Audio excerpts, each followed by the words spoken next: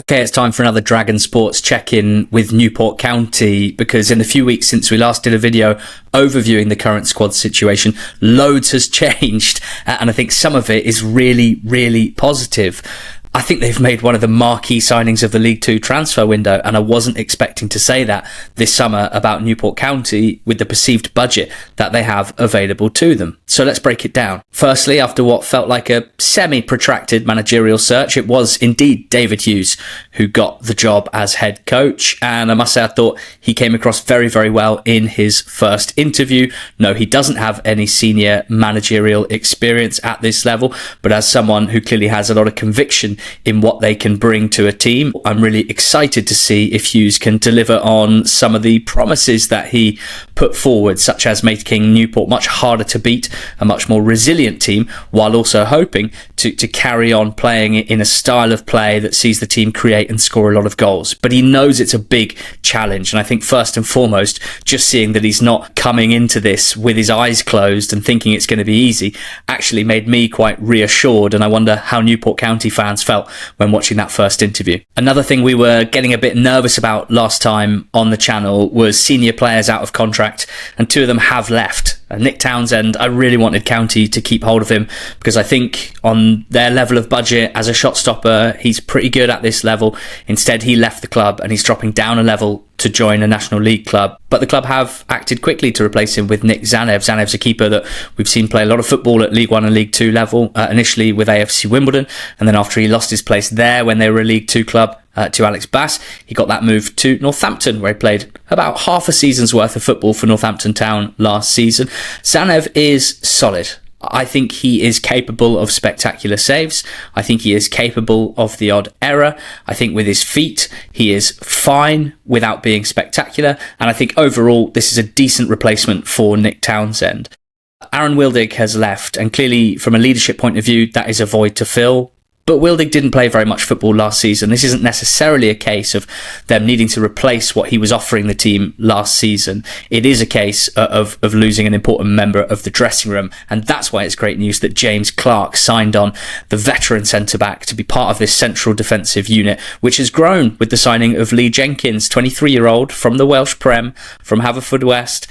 This is a 23-year-old who's played 5 full seasons in the Welsh Prem. So he comes with a lot of experience at that level. He's Newport's next signing from this division, and some of them have been a success, such as Will Evans, of course, the poster boy really for moves from the Cymru Prem, but also Priestley Farquharson as well has done a pretty good job since moving across from Wales to English football. It has been a challenge for a number of other Newport signing counties from this level, and we'll wait and see how Jenkins does. I think on the one hand, it's good that they're quite well stocked at centre-back, so Jenkins won't be under pressure to perform straight away and can have a period of adaptation. At the same time, with the likes of Baker, with the likes of Brennan, with Clark there as well, it's probably going to be quite difficult for Jenkins to break into this team, certainly in his first season. And we're still unsure on Shane McLaughlin. I can't work out whether the longer it goes on without hearing whether he's re-signed or left makes it more likely that he will leave, or whether he's tested the waters and isn't getting the offers that he was maybe hoping for, and it may be worthwhile for him to re-sign with Newport County, where he's valued and where he knows the club inside out. But then there's been some other incomings, and overall I'm pretty pleased with how it looks from a Newport County point of view. They have signed some experienced players, and what I like is that these aren't necessarily old players. These are like mid-20s kind of peak age players, but who've all played quite a lot of football up to this point. A marquee signing, and someone that I think could be one of the most impressive signings in League Two so far this summer, is Matt Smith, the Welsh international midfielder, who aged 25 with 19 Wales caps to his name and over 100 appearances as a midfielder at senior level after a stellar youth career, mostly at Manchester City. This is a guy who should completely transform what Newport County are able to do in possession. We know it's a team that ideally do want to play through the thirds and don't want to just pump it long at every opportunity. Having Smith, who is such a savvy operator, he's not just technically sound but really smart as well, understanding when to recycle and when to punch passes forward. He's small and he's not hugely athletic, but that doesn't mean he's not hardworking. You don't want Smith to be isolated in midfield, and you don't want him covering loads of distances without support around him.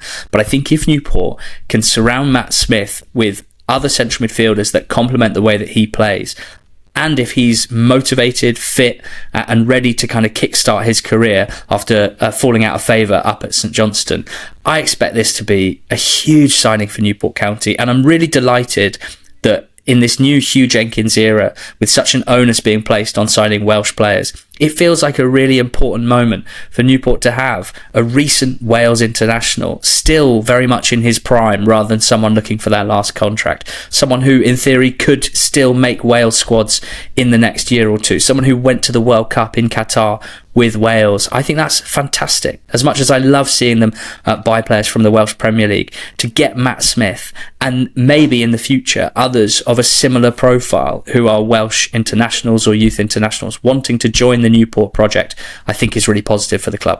Now, there's been a signing made up top as well in the form of Jed Garner. Now, 2.5 years a Barrow player and a record signing when he did sign for Barrow in January 2023. I think it's fair to say it didn't go that well. Now, Newport fans will know, as well as any fans in League Two, that just because a striker signs, having not been prolific elsewhere, it doesn't mean they can't be an excellent player and a prolific goal scorer for Newport County in League Two. Just look at Dom Telford, look at Omar Bogle. There are examples of players finding a home here at Rodney Parade and of performing. And I think Garner's got some attributes to look forward to. He's a smart player. He's a technical player. He likes to drop in and link play and drop into that kind of deep lying forward role.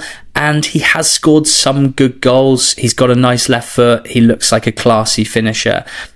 The reason I think maybe he hasn't been able to put it all together for long periods of time are probably deficiencies on a physical level.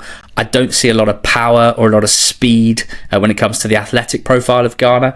And so I'm wondering whether that could be an issue for him, or whether if he plays off Courtney Baker-Richardson, or if he could play with, you know, another speedy physical number 9, whether that could see him complement a partner really, really well. Regardless, I would be worried if I was seeing Garner play up front on his own for Newport. I don't think that's what suits him best. So there you go. Tzanev in, Jenkins in, Smith in, and Garner. That's a goalkeeper, centre-back, central midfielder, and a striker. What next for David Hughes as he looks to build this Newport County squad? Well, there's still plenty of slots to fill. There's still plenty of scope to add to this squad. I would expect to see another number 9 come into the building, and probably a younger profile, possibly a loanee. And I think it would be best if they signed someone with a lot of speed. I think to complement what they have already with Baker-Richardson and of Garner, someone speedy and physical and strong could be a really good profile to add to those that they already have in the building. I'm a little unclear what the formation's going to be, whether we might see 3 centre-backs and wing-backs in the form of Thomas on the right and Driscoll Glennon on the left, or whether it'll be a flat back 4 with wide forwards. Bobby Kamwa and Spellman are in the building at the moment. If they are going to play a flat back 4 with wide forwards, they're going to need at least 2 more of these, maybe even 3. And I think that could be an area that we see Newport recruit in next.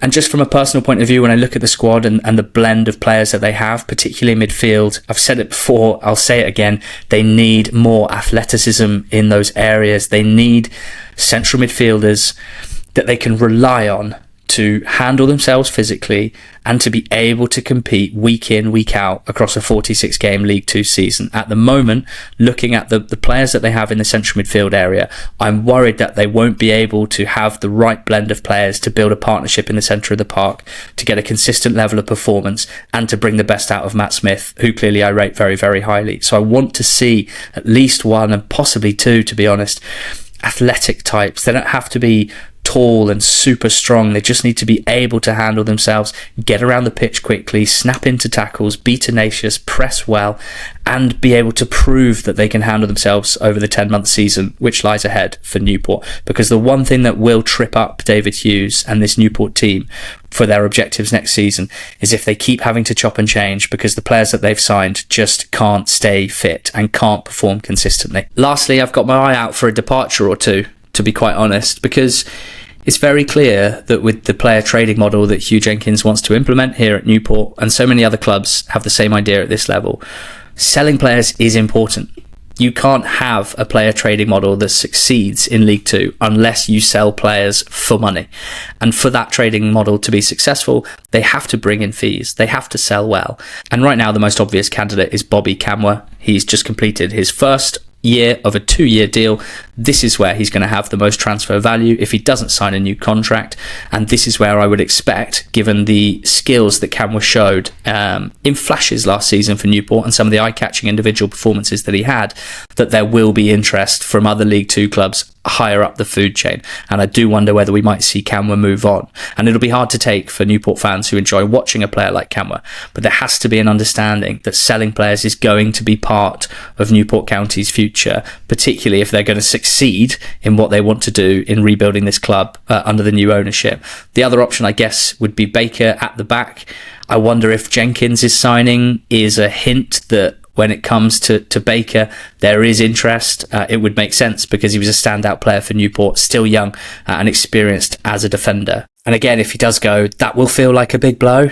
But I think you have to be sanguine as a fan at this level. It has been laid out that Newport County will have to sell players every single summer in reality in order to slowly change the fortunes of the club and rebuild a squad that has an overall higher level. And it's hard to lose individuals, but I wonder if in Baker and Kamwa, Newport County might be tested over the coming weeks. So what do you think, Newport County fans? Are you happy with the signings? I think it's been an exciting few weeks for Newport County fans over the last couple of weeks, and look forward to checking in again in a few weeks' time on the DragonSports channel. Make sure you subscribe to the channel, like the video, and comment below with your thoughts on the appointment of David Hughes and of the recruitment business that's been done over the last few weeks.